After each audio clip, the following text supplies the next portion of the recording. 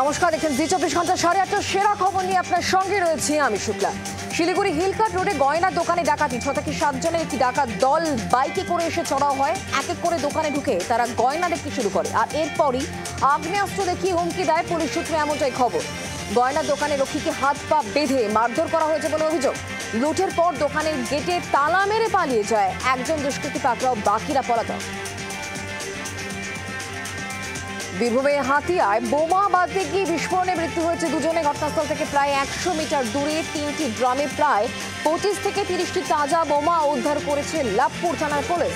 সকালে CID bomb squad এসে বোমাগুলিকে নিষ্ক্রিয় করেছে।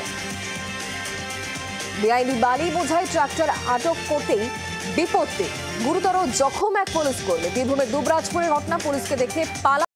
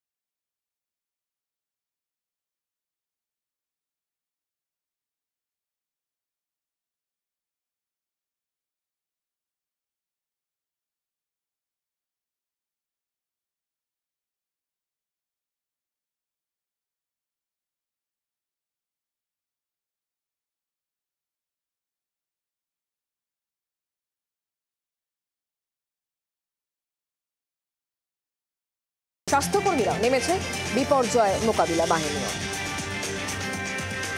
দফায় দফায় জল ছাড়ছে ডিভিসি। গত বছরে ভয়ঙ্কর বন্যা পরিস্থিতি আতঙ্ক ফেরাচ্ছে সোনামুখীর দামোদর তীরবর্তী এলাকার কৃষকদের মনে।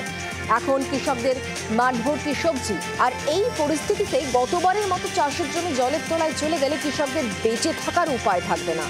কৃষকদের আতঙ্ক ধরাচ্ছে এই মুহূর্তে ডিভিসি। অত্যন্ত সতর্ক বাঁকুড়া জেলা প্রশাসন। বাংলার আওয়াজ, বাঙালির আবেগ, জি 24 ঘন্টা।